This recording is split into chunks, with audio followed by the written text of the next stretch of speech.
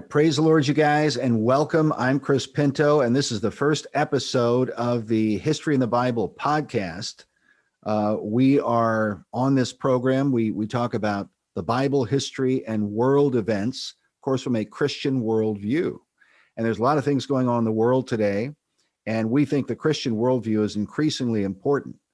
And we got a very special guest on our program, somebody who agrees with us. In fact, he is the president of the Christian Heritage Party of Canada.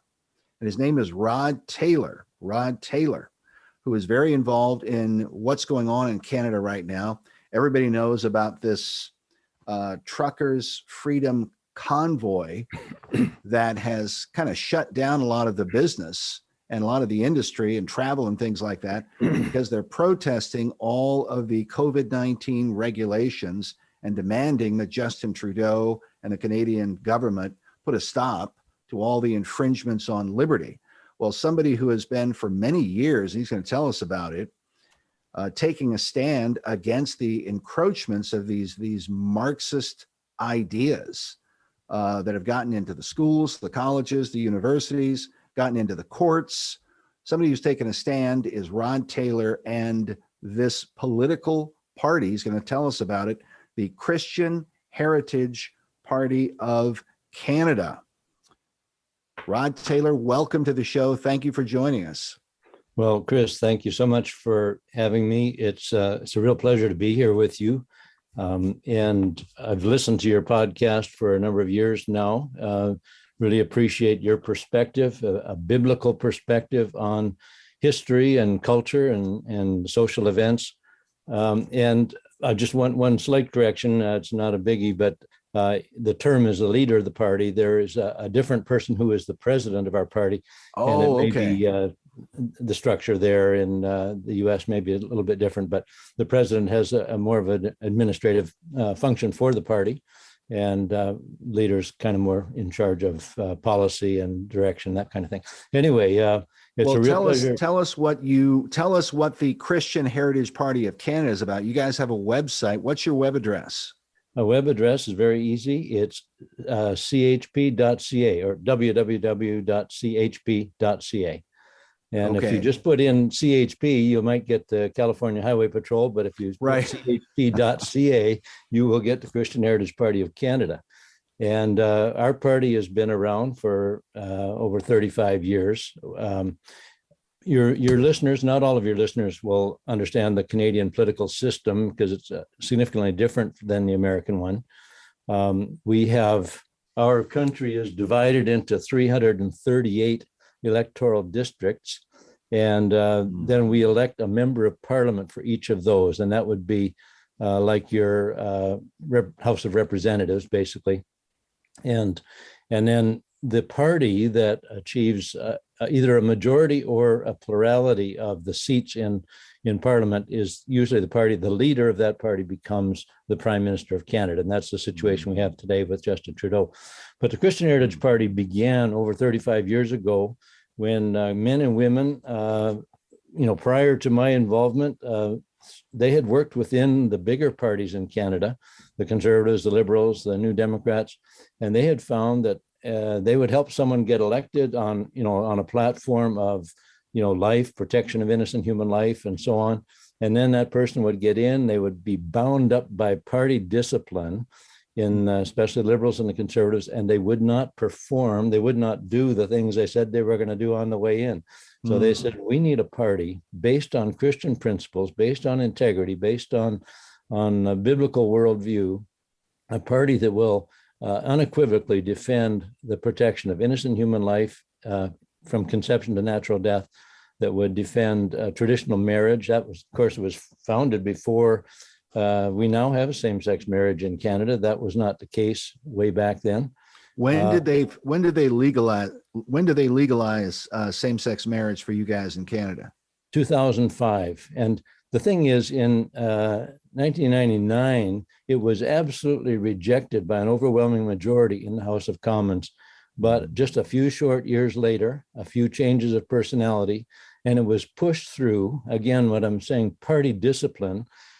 Sometimes the leader of the party will put a lot of pressure on the members. I mean, the members are elected to represent this area, this area, this area, this area, but the leader of the party quite often puts excessive pressure on them to conform to a particular point of view, and there's sometimes what we would call cowardice in the members of parliament. Instead of standing up for what's right, instead of standing up for their constituents, they buckle under and go with the leader's demands. And that's how we've ended up with some of the terrible things we have in our country today. Well, we've been down here. We've been watching what's going on in Canada. There's some, disturbing developments that are going on that we're going to talk about that have where they're arresting pastors up there over all this COVID-19 stuff.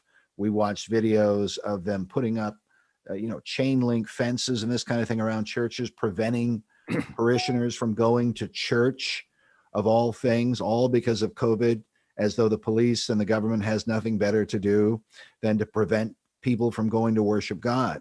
Yeah, absolutely. And it's kind of troubling because Canadians, I mean, our impression here in the United States, Canadians are wonderful people. They're very, very nice people, a very charitable people. I think you guys have a reputation for that.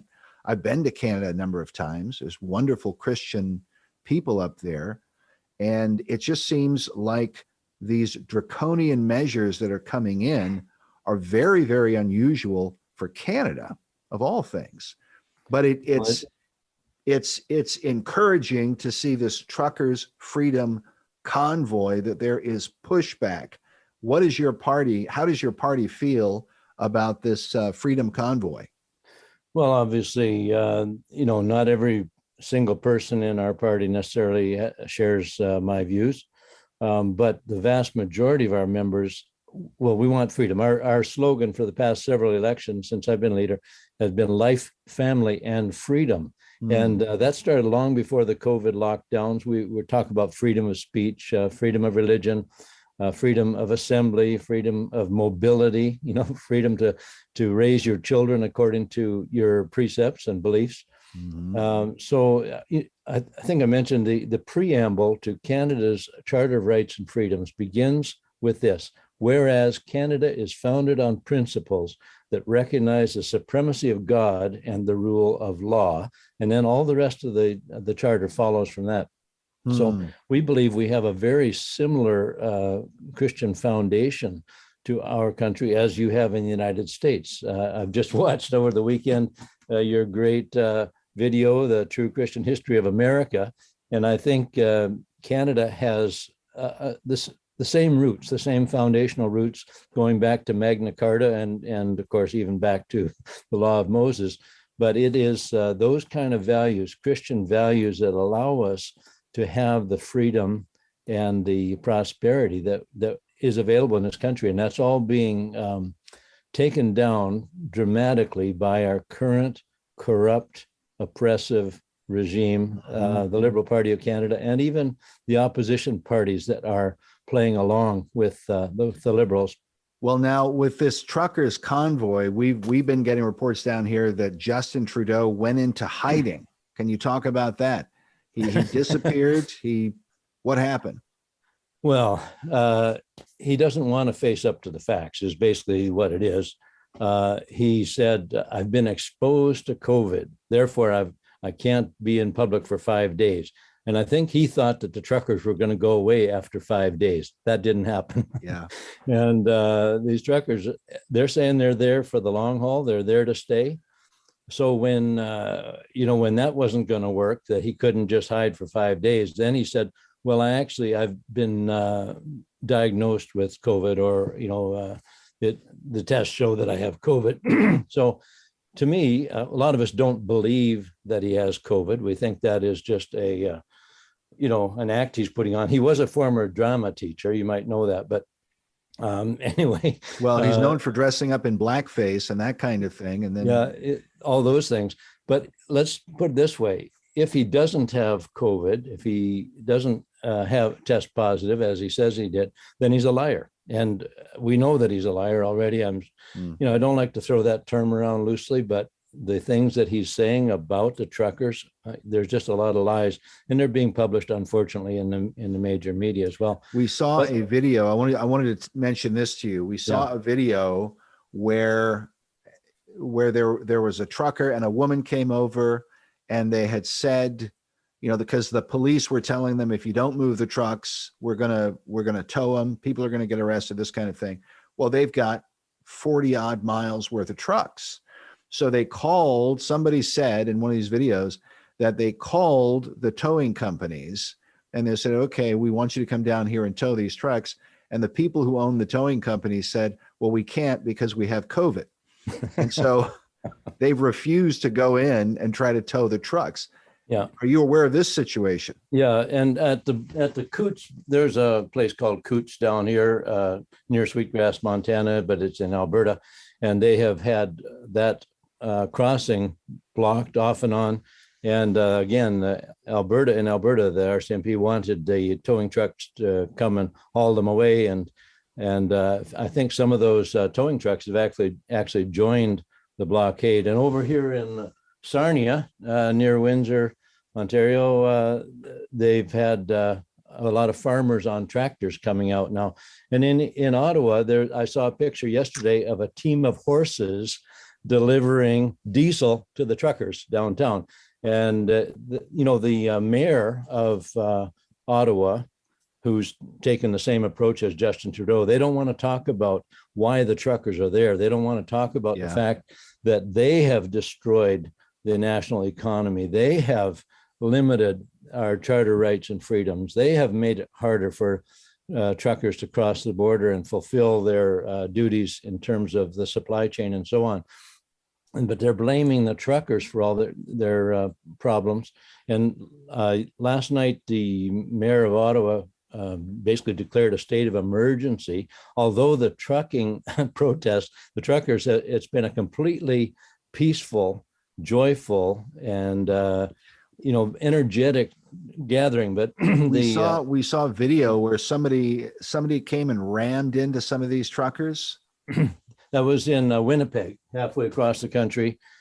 Somebody who, the only violence that has happened so far is someone attacking the Freedom people, and he actually ran into, I think, 4 people. One of them is somewhat seriously injured. Thank God nobody was killed. But that shows the level of anger and hostility. And our prime minister, you've probably read his comments. He said, these are people that hold unacceptable views. In fact, I've got an article coming out tomorrow called Unacceptable Views, because in a democracy, views are supposed to be things that are discussed and then you come to a conclusion. But if you start with the premise that only the prime minister's views are acceptable, you don't have a democracy, right? So, and he's Trudeau sounds like an Orwellian puppet ruler with some of these speeches that he's giving. It is chilling to listen to him. The things there are people participating in Ottawa of every color, every nationality and creed, and they're having a great time together, playing hockey in the streets and basically waiting for the prime minister to come out of hiding so that they can have a discussion with him. He says he's not going to do that. But, they're being accused of being misogynistic, racist, homophobic. There's no evidence of any of that. There was one Confederate flag spotted, and the person carrying that, we don't know who it was, but he had a complete face mask on. I mean, these truckers are not masked. This guy, you could not identify him because he had a mask across the face, and we think that was a plant. We don't think any of these truckers actually were carrying a Confederate flag, which of course doesn't mean much in Canada anyway, as it does in the States.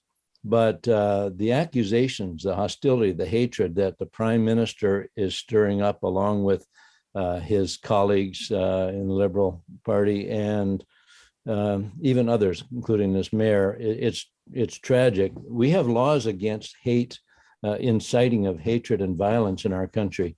And yet the prime minister is doing that very thing. He's inciting people to hatred against these peace-loving, freedom-loving, patriotic citizens. Yeah. Well, I know we know they have a lot of support here in the United States. Can you talk about this situation with what went on with GoFundMe, that now it's being reported people donated some $9 million to these truckers and this convoy, and now GoFundMe is saying they're not going to give it to the truckers for whatever reason. And initially it was being reported that GoFundMe had said they're going to give the money to somebody else. They're going to give it to charities. Have you, what are you hearing about this? Well, I'll just say that I never give money to an organization that is going to decide which charities they're going to support, because if I want to give to a charity, I will give to that charity.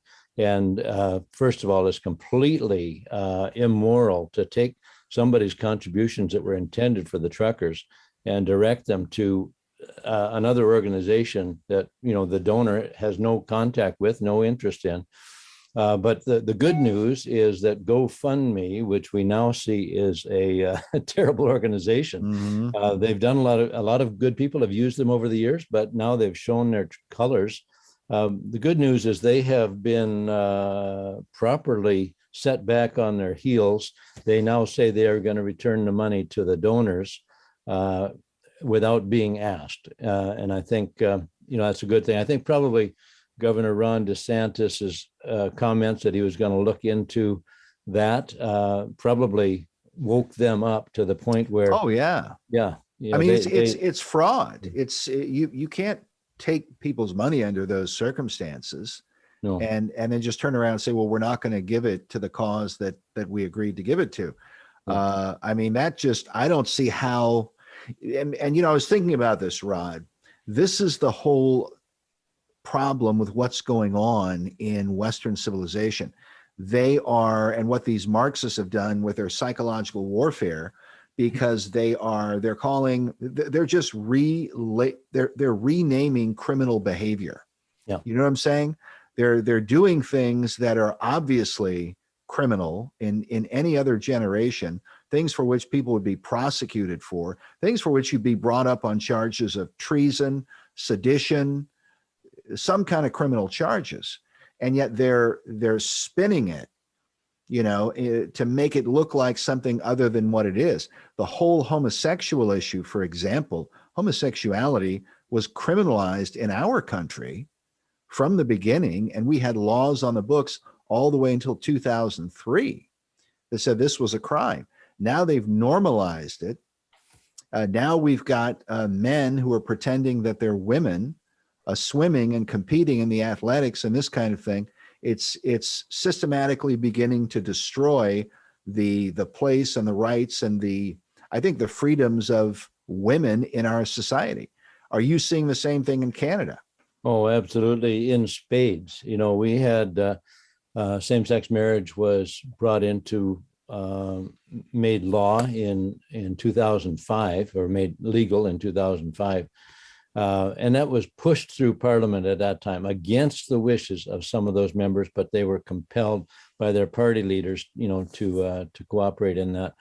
And now for years already, homosexuality, transgenderism, and even early sexual activity of any sort is being pushed in the classrooms across the country, public schools, because this government and this is sort of Mr. Trudeau's bent as well, as far as the things he's promoting and the things he's fighting against. He's upside down on every issue. So they recently passed. And I have to say, this is tragic. It passed in the House of Commons without one dissenting voice, Bill C-4. And Bill C-4, it was debated in the last Parliament. We had an election last fall, and the bill came back. It did not pass before our election. It came back in a slightly different form. And this bill will make it illegal for anyone to counsel a young person or any person who wants to get out of the homosexual lifestyle, to help them get back into a heterosexual lifestyle, or a lifestyle compatible with their birth gender. And what they're doing. You know what they're doing, Rod. What they are doing. This is. There's this whole pattern, like you have with Islam. With Islam, they have laws against trying to convert somebody away from Islam. Right. You know, you even get the death penalty if you try to convert a Muslim away from Islam and try to get him to become a Christian or something, anything. It's illegal for them to turn away from Islam. And it's almost like the gays are trying to do the same thing. They're trying to, they're calling it gay conversion therapy, to give counseling to a young person and to encourage them to actually obey a biblical standard, a historically Christian standard, the traditional standard, and the standard that is really best for any young person living their life. And now they want to make it illegal to tell somebody that they should obey God's laws, God's commands, the laws of nature. You know, as we talk about in our film, True Christian History, the foundation of our law, and I think laws in the Western world and in the historically Christian world, were based on this whole idea that God is known through the laws of nature.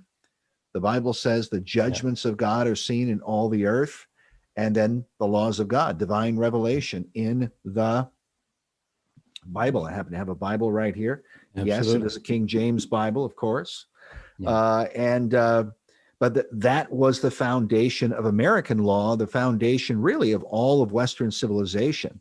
And they've systematically dismantled it and are now trying to completely overthrow it. Would you agree? Absolutely, absolutely. And this, all this stuff is tied together. I mean, it's not conspiracy theory to talk about the fact that this is a global movement, and that's the same with the COVID lockdowns, the vaccine mandates, the World Economic Forum, Bill Gates and his, dreams of conquering the world. I mean, this stuff is easily discerned for those who are looking for the information. What I was going to say with Bill C-4 in Canada, this terrible anti-conversion bill, which is now law, it just passed through with no resistance whatsoever. Some of the conservatives are now kind of regretting that they didn't realize what was happening, but they were, procedurally, they were just hoodwinked or outsmarted, I guess.